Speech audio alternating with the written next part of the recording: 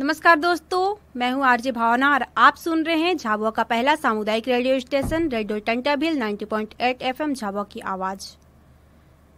आज हम जिस विषय पर बात करने वाले हैं वो विषय है विज्ञान के प्रयोग। जी हाँ दोस्तों, विज्ञान के बिना हमारा देश ही नहीं बल्कि पूरी दुनिया अधूरी है। वैसे ही तरह तरह के प्रयोगों के बारे में आज हम बात करने जा रहे हैं। हमारे साथ स्टूडियो में मौजूद हैं संजय टिकारिया जी, जो कि प्रयोगशाला सहायक हैं CTM के गुजराती विद्यालय जालना महाराष्ट्र में, और साथ ही इनकी एक साइंस हॉबी सेंटर है जालना महाराष्ट्र में। सर बहुत बहुत स्वागत है आपका हमारे स्टूडियो में। नमस्कार। नमस्कार सर, हमें बहुत ही अच्छा लगा कि आप महाराष्ट्र से मध्य प्रदेश तक का सफर किए और हमारे स्टूडियो में आए। चलिए बातचीत का सिलसिला आगे बढ़ाते हैं और हम जानते हैं विज्ञान के प्रयोगों के बारे में। तो सर सबसे पहले हम ये जानना चाहेंगे कि ये विज्ञान प्रयोगशाला होती क्या है? हाँ, विज्ञान प्रयोगशाला एक ऐसी जगह होती है कि जहाँ पर विज्ञान से रिलेटेड जितने भी प्रयोग होते हैं वो वहाँ पर किए जाते हैं जी। और इसकी एक विशेषता ऐसी होती है कि वो जो प्रयोग वहाँ पे होंगे जी। वो प्रयोग उस टॉपिक को जो विज्ञान के अंदर होते हैं उसको वहाँ पे सत्यता उसकी प्रस्तावित करते हैं। जी सर, ये प्रयोगशाला बनाने की आवश्यकता क्यों पड़ी? प्रयोगशाला की आवश्यकता असल में हुआ क्या कि जब विज्ञान विषय सिलेबस में आया, जी, विज्ञान विषय जब सिलेबस में आने के बाद में उसके अंदर तो प्रयोग होना लाजमी था। जी, अनिवार्य है, बिल्कुल जरूरी था जी। और जब वो प्रयोग होने के लिए जगहों की जरूरत भी होती है, जी। तो ऐसा हो सकता है कि शुरुआत के काल में वो प्रयोग क्लासरूम में बताए जाते होंगे, जी जी जी। बट कुछ समय के बाद में प्रयोगशाला का निर्माण शुरू हो गया। जैसा ये तो हमारे स्वतंत्रता के पहले से ही प्रयोगशालाओं का निर्माण हो चुका था जी। अनेक स्कूलों में भारत में, पर अभी दशा थोड़ी डिफरेंट है। स्कूल बहुत ज्यादा हो गए हैं और प्रयोगशालाएं बहुत कम हो गई है। जी जी जी। सर प्रयोगशाला की कमी का कारण? प्रयोगशालाओं की कमी का कारण बहुत अलग अलग एंगल से देखा जा सकता है। जी। जैसा क्या कि अब समझो एक इंस्टीट्यूशन ने एक स्कूल खोली जी। और वो स्कूल समझो जैसे बॉम्बे के जैसे गांव के अंदर स्कूल है, बड़े सिटी में, जी। और उसकी जगह बहुत छोटी सी है, तो वहाँ के लोग क्या सोचते हैं कि हम एक रूम क्यों प्रयोगशाला के लिए डाल दें अलग से, हमारा खर्चा बढ़ जाएगा। जी। और वो क्या करते फिर उसको बताते वक्त तो बताते हमारे पास प्रयोगशाला है, बट वहाँ प्रयोगशाला नाम की कोई चीज होती ही नहीं है। तो ऐसे बहुत जगह होती है, बहुत कुछ जगह मानसिकता होती है जी। कहीं कहीं तो प्रयोगशालाएं होकर भी प्रयोग नहीं होते हैं और कहीं कहीं तो प्रयोगशाला न होते हुए बहुत अच्छे प्रयोग होते हैं। जी। तो ऐसा इतना उसके अंदर वेरिएशन है। वो सब्जेक्ट ऐसा है बहुत बड़ा, उसके ऊपर हमारे एक अलग से प्रोग्राम बन जाएगा। जी जी जी।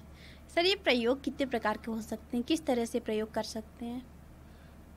प्रयोग बहुत प्रकार के हो सकते हैं। जैसे कि विज्ञान के प्रयोगों के बारे में यदि हमने बात की तो विज्ञान के अंदर अलग अलग भाग होते हैं, जैसे जीव शास्त्र, रसायन शास्त्र, भौतिक शास्त्र, जो स्कूल लेवल की बात कर रहा हूँ मैं। और कहीं कहीं ये सब्जेक्ट अलग अलग पढ़ाए जाते हैं, कहीं कहीं सामान्य विज्ञान बोलकर वो एक ही किताब के अंदर पूरे प्रयोग होते हैं। उसमें सभी एक भाग 1 में भाग 2 में ऐसे मिक्स करके, जैसे महाराष्ट्र में भाग 1 और भाग 2 प्रकार है। जी सर। तो भाग 1 में कुछ एक टॉपिक होते हैं, भाग 2 में कुछ एक टॉपिक होते हैं, उसमें फिर केमिस्ट्री, फिजिक्स, बायो सभी उसके अंदर मिक्स होता है।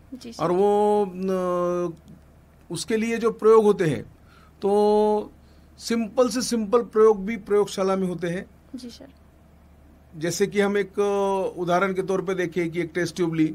जी। टेस्ट ट्यूब के अंदर हमने एक कोई भी एक मेटल डाला। जी। मेटल डालने के बाद में उसके अंदर एसिड डाला, फिर उसके अंदर एक रिएक्शन हो गई। जी। फिर ये सब चीजों का सत्यता प्रस्तावित करके देखी जाती है कि इसके अंदर कौन सा मेटल डाला, फिर एसिड कौन सा, उसका नाम, फिर टेस्ट ट्यूब होल्डर, ये सब चीजों के नाम बच्चों को ज्ञात होना ये अपेक्षित रहता।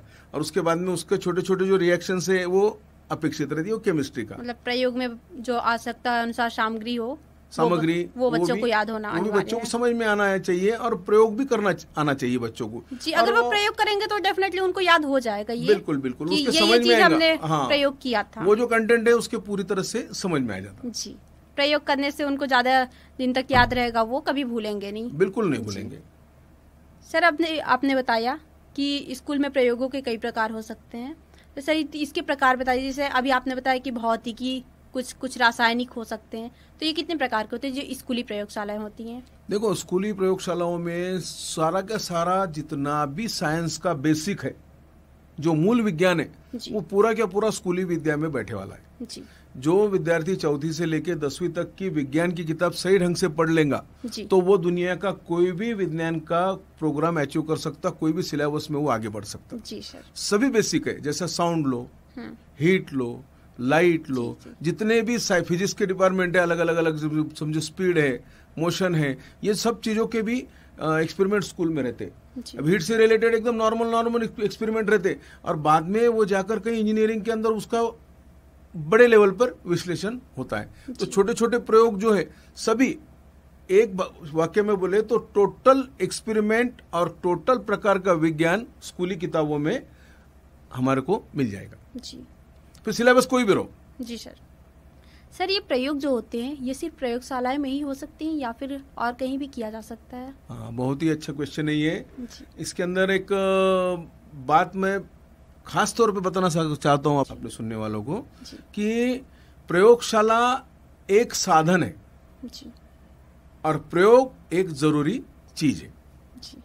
प्रयोगशाला न हुई तो हमने प्रयोग नहीं करना, ये हो ही नहीं सकता, क्योंकि प्रयोगशाला में हम एक टेक्निकल पद्धति से प्रयोग कर सकते जिसकी जरूरी सही में भी है, बट न हो तो हम प्रयोग साधारण चीजों में भी कर सकते हैं, और वही काम मैं करता हूँ जी सर। जैसे कि हाँ जी जी जी, जी बताइए। हाँ, जैसे कि हम छोटे छोटे प्रयोग घर में ही किस प्रकार से कर सकते हैं जी सर। एक सिंपल प्रयोग है, कागज फाड़ दिया और कागज को जला दिया जी। अब ये दो प्रयोग होते हैं जी। इसमें है एक है फिजिकल चेंज और एक है केमिकल चेंज। कागज को फाड़ दिया, दो कागज मिल गए, कोई प्रकार का नया पदार्थ वहां पे तैयार नहीं हुआ। उसके 50 भी टुकड़े कर दिए तो हम क्या बोलेंगे, ये कागज है। और अगर कभी हमें कागज को जला दिया तो जलाने के बाद में क्या होगा, राख बचेगा, राख बचेंगी, एक नया पदार्थ तैयार हो जाएगा, हाँ एक ऑक्साइड बन जाएगा, और रहा क्या, कागज का पूरे अवशेष पूरी तरह से खत्म हो जाएंगे। ये नया पदार्थ बन गया, यानी कौन सा चेंज हो गया, केमिकल चेंज, ये रासायनिक बदल हो गया, एक भौतिकी बदल और एक रासायनिकी बदल। अब ये दो जो बदल है ये हमने एक कागज को फाड़ने से और एक कागज को जलाने से पूरे कर दिए, तो इसके लिए प्रयोगशाला की आवश्यकता है जी सर। लेकिन प्रयोगशाला की आवश्यकता इसलिए भी हो सकती है कि टेक्निकली बच्चों को थोड़ा सा उसके अंदर एहसास हो कि ये प्रयोग कर रहा हूं मैं जी सर। जैसे मराठी में बोलते हैं नावात काया है, यानी नावात का नाम में क्या है, हाँ। लेकिन नाम में बहुत कुछ है। प्रयोगशाला एक अपने आप में ऐसा नाम है कि जिसके अंदर से अगर कभी कोई चीज भी हम कभी बता दे बच्चों को तो वो प्रायोगिक चीज समझी जाती है जी। इसलिए उसकी भी आवश्यकता है, बट न हो तो प्रयोग नहीं होगा, ऐसा बिल्कुल भी नहीं हो सकता है। घरगुती साधन में से नियर अबाउट स्कूल सिलेबस के 150 से ऊपर प्रयोग हम घरगुती साहित्य से कर ले सकते हैं जी।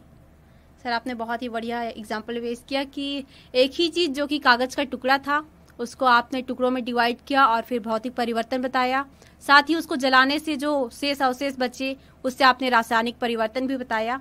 सर साथ ही हम ये भी जानना चाहेंगे कि कोई ऐसा प्रयोग जो हम प्रयोगशाला के बिना कर सकें, उसमें कोई एक खास प्रयोग आप बता सकते हैं हमारे श्रोताओं को? जैसे कि देखो, आप प्रयोगशाला के बिना होने वाले प्रयोगों की तो बहुत बड़ी लंबी लिस्ट बन जाएंगी। मैं तो आपको पहले बताया कि 150 से ऊपर प्रयोग घरगुती सामान से हम कर सकते हैं जी। अब एक फुगा ले लीजिए जी, बलून जी, एक बलून ले लीजिए, बलून को हमने फुला दिया जी, तो एक प्रयोग हो जाता हो कि हवा जगह को लेती है, जगह को घेरती है जी। फिर हमने उसको वही हवा को उतनी ही हवा को छोड़ दिया और उसको थोड़ा सा दबा के पकड़ा तो उसमें से पुई ऐसा आवाज निकल जाएगा जी। उसमें से क्या हो गया, वो साउंड का ध्वनि की निर्मिति, साउंड क्रिएशन। और फिर वही फुगे को हम थोड़ा सा ज्यादा फैला देवे तो आवाज थोड़ा भद्दा आएगा, और थोड़ा नजदीक लाए तो आवाज थोड़ा सा बारीक आएगा। ये दूसरा प्रयोग हो गया जी। उस प्रयोग को हम क्या बोलेंगे, जो साउंड की ध्वनि की जो पिच रहती है, तरंग, पिच पट्टी, स्केल जी जी जी, ध्वनि की जो स्केल रहती है वो क्या हो रही है, कम या ज्यादा हो रही है। तो वाइब्रेशन जितने ज्यादा उसका एक अर्थ अलग निकलेगा, वाइब्रेशन जितने कम उसका एक अलग अर्थ निकलेगा। वाइब्रेशन कम हो गए तो आवाज हमारा लो स्केल में चले जाता, वाइब्रेशन बढ़ गए तो हमारा आवाज हाई स्केल में चले जाता। तो उसी प्रकार हम एक फुगे से वो भी प्रयोग कर सकते। उसी फुगे को लिया, फिर उसको हमने हवा भर दी और उसको एकदम छोड़ दिया जी। वो फुगा आगे भाग जाता और हवा पीछे छूट जाती, तो एकदम फुगा एकदम आगे जाता। वो इसलिए जाता है कि उसके अंदर की हवा बाहर निकल रही है और वो उसको फोर्स नहीं मिल जाता। ये होगा न्यूटन का गति का तीसरा नियम। वो नियम क्या है तीसरा? कोई भी चीज के ऊपर अगर कभी कोई भी क्रिया होती है तो प्रतिक्रिया उसके अंदर होगी। एक सिंपल एक्सपेरिमेंट जो है, जिसको हम बहुत ही बोलते हैं Newton first law, second law, third law, ऐसा कुछ भी नहीं है। ये तीनों भी लॉ हम सादे सादे चीजों से कर कर खेल सकते। अभी तीसरा लॉ है, पहला लॉ, न्यूटन का पहला लॉ हमको करना रहा तो एक ग्लास ले लिया, ग्लास के ऊपर एक पुट्ठा रख दिया, उसके ऊपर एक कॉइन या कुछ तो भी एक मार्बल गिरबल या गोटी गिटी रख दी और वो पुट्ठे को जोर से एक उंगली से, जैसा कि हम कंचे खेलते उस प्रकार से जोर से एक टिचकी मार दी। वो पुट्ठा आगे निकल जाता और कॉइन या जो मार्बल होता है वो क्या हो जाता है? अंदर चले जाता है। वो क्यों गया? क्योंकि हर एक चीज को अपना खुद का एक इनर्शिया होता है जी। न्यूटन ने बताया है, Newton's first law, law of inertia. अपने हर एक चीज को अपना खुद का इनर्शिया होता है, जिससे क्या होता है कि कोई भी चीज को अगर जब तक कोई बाह्य बल न लगाया जाए तब तक वो अपनी जगह नहीं छोड़ती जी। फिर सालों गिनती वो वहां पे भी पड़े रही जगह चीज, तो उसको जब तक बाह्य बल कोई भी चीज का लगता नहीं, जब तक वो अपनी जगह नहीं छोड़ती। ये होगा दूसरा नियम। ये भी हमने कैसे किया? घरगुती चीजों से किया। रात दूसरा नियम, लॉ ऑफ मोमेंटम।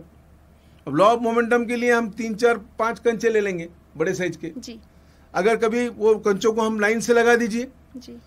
अगर हम समझो सबको एक दूसरे चिटका के लगा दिए 4 कंचों को, और एक कंचे को हमने अगर कभी समझो स्ट्राइक कर दिया, और तो सब कंचों में सिर्फ एक ही कंचा बाहर जाएगा। 2 कंचों को मिला के अगर कभी उसको हमने ढकल दिया उनके आगे, तो सामने से भी 2 ही कंचे जाएंगे जी। 3 कंचों को लिया और इधर भी 3 ही रहेंगे, इधर 2 रहेंगे और इधर 3 रहेंगे। फिर उनको हमने स्ट्राइक कर दिया, आगे चले गए वो, तो 3 कंचे आगे चल जाएंगे, 2 को छोड़ देंगे। ये न्यूटन का दूसरा लॉ भी। न्यूटन का पहला, दूसरा और तीसरा तीनों भी लॉ हमने क्या किया? प्रयोगशाला के बाहर कर दिया। और ये क्लासरूम में टीचर भी कर सकते जी। कोई भी दुनिया का कोई भी टीचर या विद्यार्थी ऐसा नहीं बोल सकता कि प्रयोगशाला नहीं है तो मैं प्रयोग नहीं कर सकता। उसको कोई ना कोई चीज तो ऐसी मिल जाती है जिससे वो प्रयोग करेगा, और करना ही चाहिए। सर, ये तो आपने बता दिया प्रयोगशाला से बाहर होने वाले प्रयोग। ऐसा कोई प्रयोग जो प्रयोगशाला में ही किया जा सके? हाँ, ये भी बहुत अच्छा सवाल है।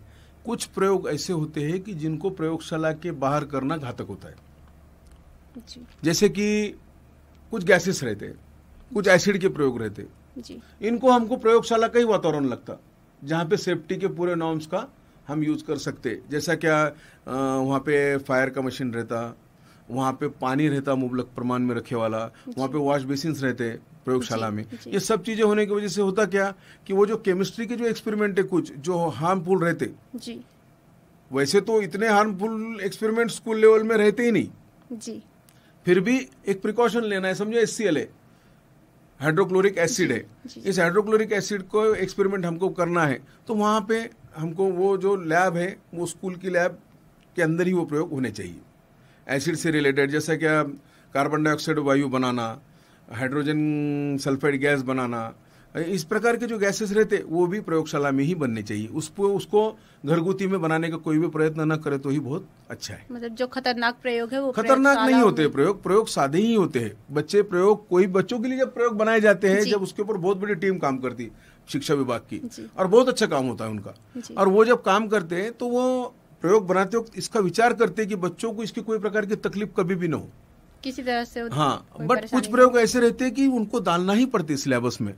जैसे कि हाइड्रोजन सल्फाइड गैस है जी, सल्फर डाइऑक्साइड गैस है, इनका जो मूल्यांकन जो है जी, वो करे बिना हमारा पूरा अभ्यासक्रम। हाइड्रोजन सल्फाइड जो गैस है जिसको प्रयोगशाला में निर्माण करने के समय जी हमको थोड़ी सी प्रिकॉशंस लेना पड़ती, वो सब हम प्रयोगशाला के वातावरण में ले सकते जी। बट यही अगर कभी किसी ने विचार किया कि मैं मेरे घर में या ट्यूशन क्लासेस में जहाँ पे वातावरण नहीं रहता वहाँ उन्होंने प्रयोगशाला बना लिया, वहाँ करेंगे, और एक आधे ने विचार किया मैं टीचर हूँ, मैं मेरे घर में वो प्रयोग करके देख लूंगा, नहीं करना चाहिए, बिल्कुल भी नहीं करना चाहिए। कुछ एक प्रयोग बिल्कुल नहीं करना चाहिए।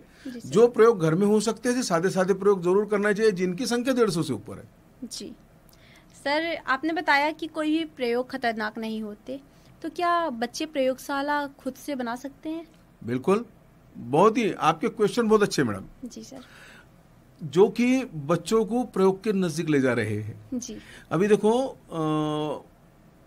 प्रयोगशाला बच्चे खुद की जरूर बना सकते हैं, क्योंकि देखो छोटी छोटी जो चीजें मैंने बताई है जी। अब जैसे न्यूटन्स के 3 लॉ हो गए, और 2 एक्सपेरिमेंट मैंने एक कागज को जलाना और फाड़ने से बता दिए। ऐसे सैकड़ों एक्सपेरिमेंट है, जो फुग्गे से मैंने कम से कम 4-5 एक्सपेरिमेंट बता दिए। ये सब चीजें एक डब्बा, एक बॉक्स ले लिया समझो उसने जी। एक कोई भी डब्बा, एक समझो बिस्किट का डब्बा लो, एक आधा प्लास्टिक का खोखा लो, हाँ, या कोई भी एक आधा बॉक्स, या घर में एक आधा कपट का कॉर्नर, एक आधा ड्रावर, कोई भी ले लो, बट उसके ऊपर एक नाम लिखो, मेरी छोटी सी प्रयोगशाला जी। उसने क्या लिखना चाहिए?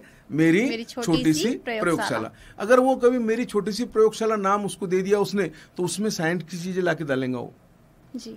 साइंस की चीजें क्या है? कुछ एक आधा स्ट्रॉ, एक आधी बॉटल, एक आधा मैग्नेट का भी उसको मिल गया तो वो, एक आधी मोटर फिरने वाली जी जी जी, उसके बाद एक आधी बैटरी जी, कुछ एक बलून्स जी, हाँ, कुछ कागज के टुकड़े, ये सब चीजें प्रायोगिक चीजें उसके लिए बन जाएंगी जी सर। और जब वो चीजें उसमें से निकाल कर वो कुछ भी चीज को एक्टिविटी के तहत करेगा प्रयोग के बारे में, जैसे 6ठी क्लास का एक विद्यार्थी 7वां लेसन है उसका भौतिकी और रासायनिकी बदल, उसने कागज निकाल कर फाड़ कर देखा, जला कर देखा, तो उसको वो पूरा लेसन समझ में आएगा। जिस दिन मैग्नेट का लेसन आएगा उस दिन उसने उसमें से मैग्नेट निकाला और मैग्नेट का अट्रैक्शन रिपल्शन उसने देख लिया, आकर्षण प्रत्याकर्षण देख लिया समझो उसने, तो उसके समझ में आएगा कि एक्चुअली ये क्या होता है। मैग्नेट तो एक ऐसी चीज है कि जो साधारण कहीं पे मिल जाता है, वो मैग्नेट से अगर कभी हमारे जमीन के अंदर हमने कभी समझो घुमाया उसको तो बारीक बारीक बारीक लोहे के कण मिल जाते जी। उससे वो आयन फिलिंग भी बना ले सकता हमारे प्रयोग के लिए।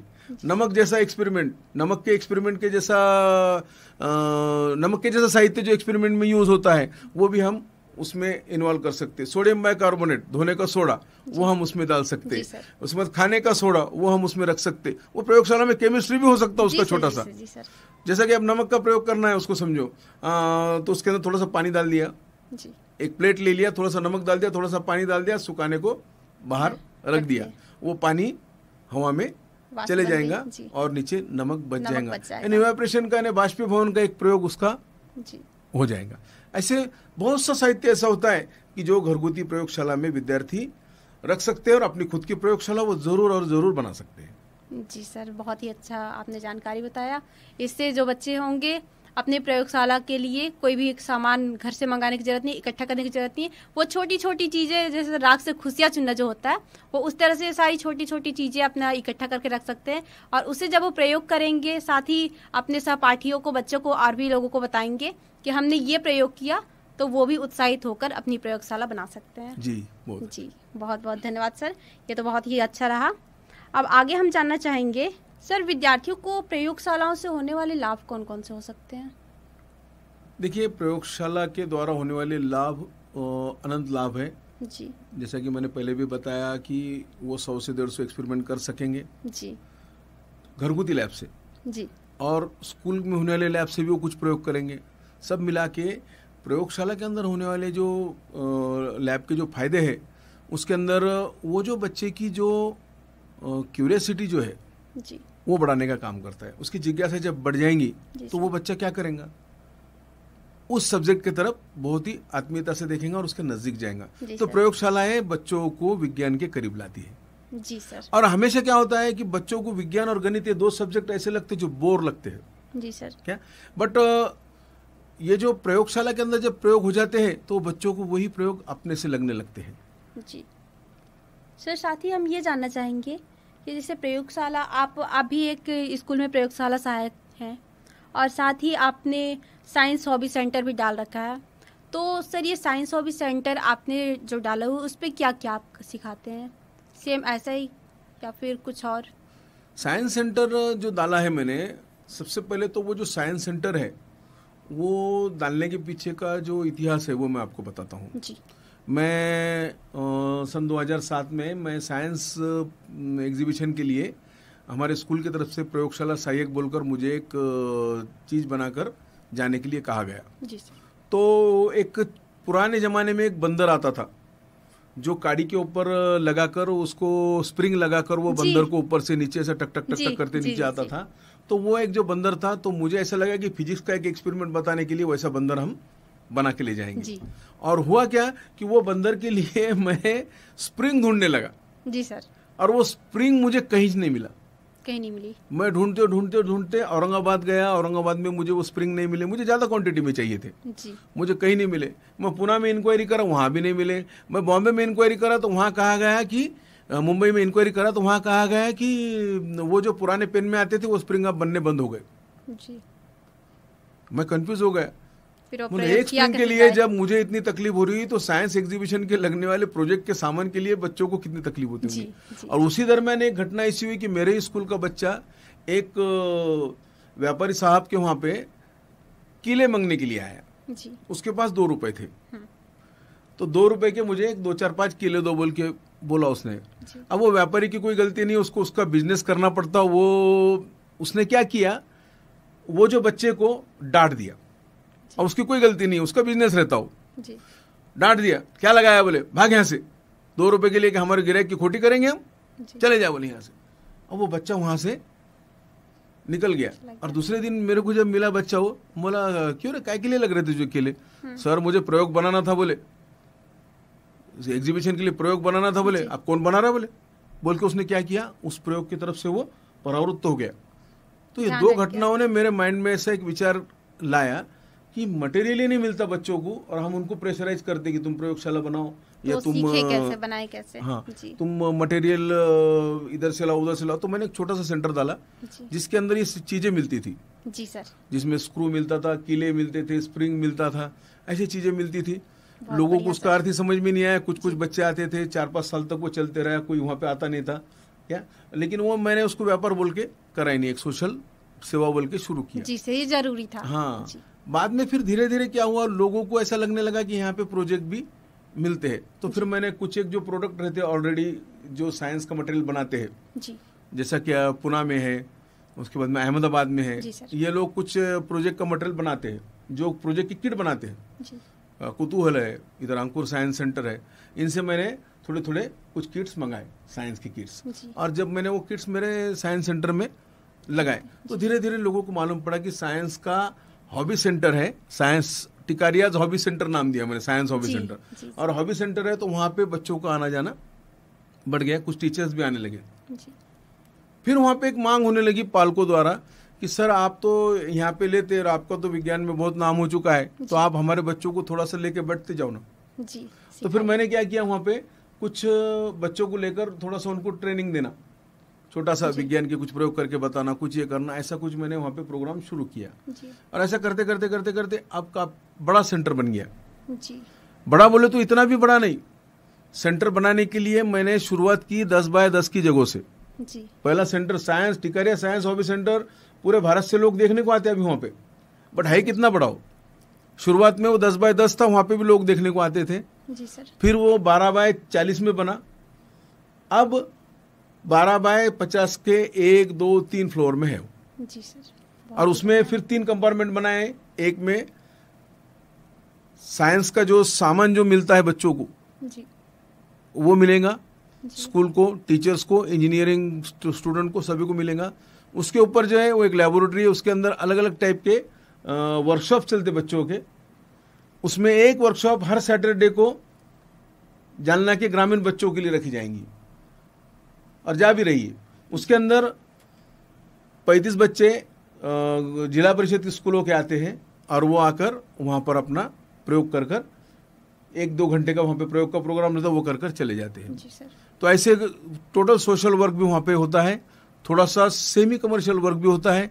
इसमें मेरी मिसेस मेरा साथ देती और वो पूरा कारोबार उन्हें संभालती जी सर। और एक और सुविधा वहाँ पे हमने ऐसी रखी है, जो श्रोतागण यहाँ सुन रहे हैं तो इस साइंस सेंटर का वो डुप्लीकेट अपने एरिया में कर सकते हैं जी सर। जरूर। एक वर्कशॉप बना रखी है हमने नीचे, जिसके अंदर 2 कारागिर काम करते हैं जी। दोनों भी कारागिर, कोई भी बच्चा आया तो उसको सामान बनाने में हेल्प करते हैं, तो वो बच्चा वहीं से सामान लेकर वहीं नीचे वो कारागिरों के पास जाकर बैठकर अपना इंस्ट्रूमेंट बना सकता है। तो ये जो है, ये प्रयोगशाला का जो मेरे स्कूल की प्रयोगशाला में तो बहुत काम होता है जी सर। लेकिन वो होता है मेरे स्कूल के जो 2-2.5 हजार बच्चे हैं उनके लिए होता है, बाहर के बच्चे वहां आके नहीं कर सकते। तो ये सभी के लिए ये सेंटर हमने खोल रखा है, बन गया है जी सर। बहुत ही बढ़िया। तो सर आपने बताया कि और भी लोग अगर ये खोलना चाहे तो खोल सकते हैं, उनको खोलने के लिए सर वो स्टार्ट कैसे कर सकते हैं? उन्होंने स्टार्ट करना है तो मेरे जैसे ही करना है। स्टार्टिंग में धीरे धीरे थोड़ा थोड़ा रखकर फिर उसको बढ़ाना है। अगर कभी वो खुद की जमा पूंजी अगर कभी उसमें डाल देंगे और बनाएंगे तो वो फंस जाएंगे। जी सर। क्योंकि ये बिजनेस नहीं हो सकता है। जी सर। ये सिर्फ सोशल वर्क हो सकता है। बिजनेस समझ के करे तो हो सकता है वो डूब जाए, लेकिन समझे कि सोशल वर्क कर रहे हैं, सोशल तो वर्क करके समझने, हाँ, सोशल वर्क समझ कर करना है। कोई समझो एनजीओ है, कोई एक आधा रिटायर्ड टीचर है, या जो टीचर है जिसको दूसरे कोई शौक नहीं है और वो बच्चों के लिए कुछ करना चाहता है, जी सर, वो टीचर है, वो जरूर करे। और उनको अगर कभी कोई भी टाइप का गाइडेंस लगा तो मैं उनको कभी भी ये गाइडेंस दे सकूंगा। बट कृपा करके खुद की जमा पूंजी डालकर एकदम से बड़ा कुछ न करें, धीरे धीरे इसे बढ़ाएं। जी सर। सर आपके और क्या क्या काम है, क्या आप साझा करना चाहेंगे? हाँ, मेरे काम तो वैसे सबसे पहले तो मैं एक प्रयोगशाला सहायक हूँ सीटीएम के गुजराती विद्यालय जालना में। जी सर। जो कि मेरी पूरी कर्मभूमि है, जो मैं पूरे 30 साल वहाँ पे काम कर रहा हूँ और योगायोग से उसी स्कूल में मैं पढ़ लिख कर बड़ा हुआ हूँ। वाह सर, बहुत अच्छी और वही जो गुजराती समाज के जो लोग हैं उन्होंने ही मेरा ये सेंटर बनाने के लिए मुझे बढ़ावा दिया। जैसा आमतौर पे कोई कर्मचारी रहा तो ऐसा काम करने के लिए उसको ज्यादा प्रोत्साहित कोई करता नहीं। बट मेरे स्कूल के जितने भी हमारे जो बॉडी मेंबर्स है उन्होंने बार बार मुझे इसके लिए प्रोत्साहित किया। अभी जो ये सेंटर जो नया जो बन गया, अभी 3 मंजिला जो बना, उसका ओपनिंग भी हमारे स्कूल के अध्यक्ष और सेक्रेटरी और उनके बॉडी मेंबर्स ने किया। वाह सर, बहुत अच्छी तो बात है। ऐसा भी होता है कि संस्था चालक भी आपको बहुत सपोर्ट करते हैं, बस काम तुम्हारा अच्छा होना चाहिए। काम अच्छा होना चाहिए, काम छोटा या बड़ा होता नहीं है वैसे भी। और दूसरा एक है कि मैं टीचर ट्रेनिंग के लिए मैं जाता हूँ। जहाँ भी बुलाया मुझे मैं टीचर्स ट्रेनिंग के लिए, विद्यार्थी ट्रेनिंग के लिए आता हूँ। अभी यहाँ झाबुआ में भी मैं विद्यार्थी ट्रेनिंग के लिए आया हूँ। जी सर। यहाँ पे 3 दिन का सेशन है। इसी प्रकार मैं भारत के मैक्सिमम राज्य में मैं गया हूँ इस प्रकार की ट्रेनिंग देने के लिए विद्यार्थी और शिक्षकों की। जी सर। दूसरा एक मेरा काम इसके अंदर है। सर मैं रोकना चाहूंगी जरा से यहाँ पे। आप जैसे रहने वाले महाराष्ट्र के हैं और आप अदर स्टेट्स में जाते हैं, तो क्या सिलेबस का परेशानी आपको नहीं आता कि बच्चों को सिखाएं किस तरह से? हो सकता है वो गुजराती हो या फिर और अदर लैंग्वेज समझते हो, तो आप वो कैसे हैंडल करते हैं? उसके लिए एक इंग्लिश पर्याय रहता जी। बट इंग्लिश भी मेरी थोड़ी कच्ची है जी, तो वहाँ पे मेरी एक्टिंग मेरे काम आती है। जी सर। मैं अभिनय के द्वारा प्रयोग समझाता हूँ बहुत सी चीजों में। जी सर। और बहुत से इंग्लिश के जो वर्ड है सभी तरफ कॉमन है साइंस में। जी। जैसे न्यूटन्स लॉ। हाँ, न्यूटन्स लॉ शब्द बोला और मैंने वो एक्टिविटी करके बता दी तो बच्चों को समझ में आ जाता। डेफिनेशन वही खुद बोल देते। आजकल के बच्चे बहुत शार्प है। जी। कहीं के भी रहो, झाबुआ के बच्चे उतने ही होशियार हैं और बॉम्बे के, मुंबई के बच्चे भी उतने होशियार है, पुणे के भी उतने होशियार है। सिर्फ उनको पुश करने के हिसाब से मैं वहां पर पहुंच जाता हूँ। उनको सब नॉलेज होता है लेकिन हमको उसको पुश करना पड़ता है। तो लैंग्वेज ऐसा प्रॉब्लम नहीं देती क्योंकि सिलेबस तो सभी तरफ सेम है। जैसा कि न्यूटन्स लॉ जालना में भी वही रहेगा, जी, झाबुआ में भी वही रहेगा, जी, पुणे में भी वही रहेगा और मुंबई में भी, अमेरिका में वही रहेगा। जी। न्यूटन्स लॉ तो बदलेगा नहीं, बस मुझे सिर्फ क्या करना है, प्रयोग कर कर बताना है। आप बताया वैसे ही मैं सिंगापुर गया था। जी सर। आगरकर सर बोलकर एक सर है, उन्होंने मुझे एक अभ्यास दौरे के लिए सिंगापुर लेके गए थे। जी सर। सिंगापुर में एक साइंटिस्ट थे, उनको मेरी प्रयोगशाला बतानी थी। जी सर। अब वो प्रयोगशाला जब मैं बताने को जब खड़े रहा तो जो सीनियर थे उनको पता था कि मुझे इंग्लिश इतनी अच्छी से नहीं आती, तो ये कैसा बोलेंगे। तो वो सामने वाली व्यक्ति इतनी समझदार थी कि उसने मेरी इंग्लिश को बहुत अच्छे ढंग से समझा। जी सर। और मैं आधा घंटा उनको लैब बताया, मेरा आधा घंटा। छोटी सी प्रयोगशाला बनाकर ले गया था मैंने, 1 फीट बाय आधा फीट की इतनी छोटी लैब बना के जिसमें 100 प्रयोग होते थे। तो उनको बताया, तो मैं उनको बता रहा, एक एक प्रयोग का नाम बोल रहा हूँ, कैसा होता बोल रहा, और इंग्लिश में मैं बोलने लगा। आधा घंटा बात किया मैंने इंग्लिश में उनके साथ में। जी सर। तो उन्होंने मुझे एप्रिशिएट भी किया, सर्टिफिकेट भी दिया। अब वहां पे लैंग्वेज कोई प्रॉब्लम नहीं करी, तो फिर हमारे इंडियन लैंग्वेज तो कोई ना कोई माध्यम से एक दूसरे से ज्वाइंट रहती है। हाँ। सिर्फ प्रॉब्लम आया मेरे को थोड़ा, तो एकदम जो आंध्रा के नीचे जाने के बाद में थोड़ा सा आया, बट वहां पे भी हमने 2 भाषा का यूज करके वो प्रॉब्लम सॉल्व किया। जी सर, बहुत ही बढ़िया सर, आपने बहुत ही अच्छी जानकारी दी हमारे श्रोताओं को। बहुत बहुत धन्यवाद सर आपका, हमारे स्टूडियो में आने के लिए, अपना समय निकालने के लिए, हमारे श्रोताओं को इतनी खास जानकारी देने के लिए। नमस्कार। नमस्कार।